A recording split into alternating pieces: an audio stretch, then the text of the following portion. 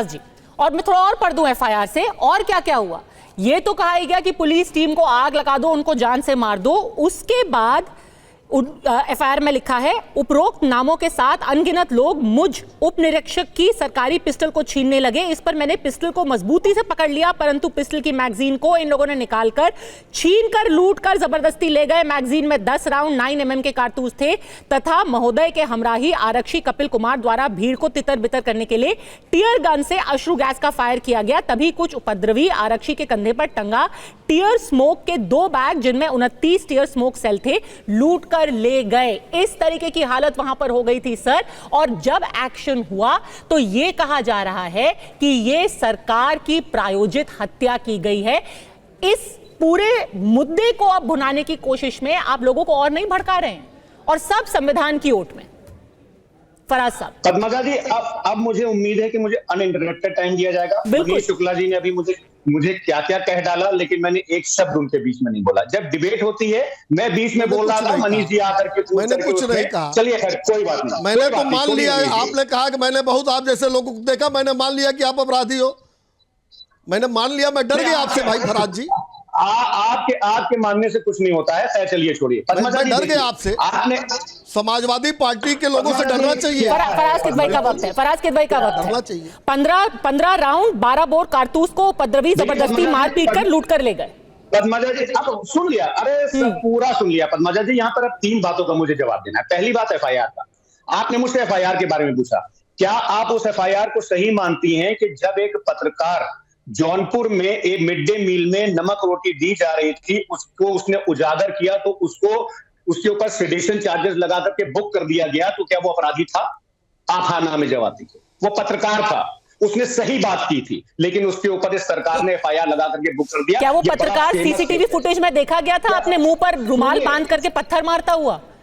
Sir सिर्फ FIR की बात नहीं है ना, तस्वीर है, सीसीटीवी है, ड्रोन है। अच्छा, इसका मतलब वो पत्रकार अपराधी था? इसका मतलब वो पत्रकार अपराधी था, आप मान रही हैं? मैं तो सर, इसका मतलब जो उसने, सर आप कितनी जलेबी बनाएंगे? देखिए, आप एफआईआर को नकार सकते हैं, आप जो वहां पर चश्मदीद हैं उसको नकार सकते हैं, वहां पर पुलिस वाले हैं जिनको गोली लगी हुई है, चलिए वो भी झूठ है, उन्होंने अपने पैर में गोली मार ली होगी। अब ये सीसीटीवी में जो दिख रहा है सर, उसका तो कोई जवाब दे दीजिए। क्या ये लोग संविधान अपने हाथ में लेकर के घूम रहे थे या पत्थर लेकर के घूम रहे थे? क्या किया जाए इन लोगों के साथ?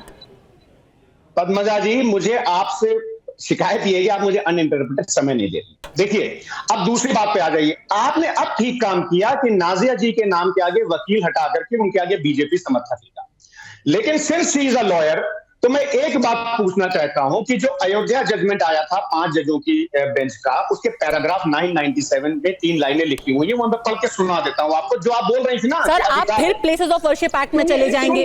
मैं आपको इस मुद्दे पर बार बार लेकर के आना चाहती हूँ, क्योंकि आप जो सबसे मुख्य मुद्दा है उसी पर गोल कर जा रहे हैं। आप जिन लोगों को शहीद बता रहे हैं, जिन लोगों को बेकसूर बता रहे हैं, जिन लोगों को मासूम बता रहे हैं, तस्वीरें बयान कर रही हैं कि वो कितने बड़े शहीद हैं, कितने बड़े मासूम है और कितने बड़े बेकसूर हैं। आपकी पार्टी इनका समर्थन क्यों कर रही है? और वो मैं फिर से दोहरा रही हूं, संविधान की ओट में। नौबत क्यों आई पद्मजा जी? ये नौबत क्यों आई? नौबत इसलिए आई कि मोहन भागवत की बात ये लोग नहीं मान रहे। हर जिले में ये लोग ऐसे ही दंगे कराएंगे, क्योंकि भारतीय जनता पार्टी ने न्यायालय का फैसला है फराज जी। उस न्यायालय ने मतलब आप कह रहे हैं कि ये जायज है। अगर किसी को अदालत का फैसला पसंद नहीं आया, अगर किसी को पसंद नहीं आया कि कोई कोर्ट में गया है अपना हक मांगने के लिए, सही या गलत, तो वो पत्थर मारेंगे, आगजनी करेंगे, किसी को गोली मार देंगे, और आप उनका समर्थन करेंगे।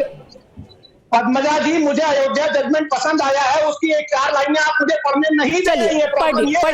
पढ़िए सर, पढ़िए, क्योंकि विष्णु शंकर जैन भी हमारे साथ जुड़ गए हैं, तो इसका जवाब वो भी दे दें।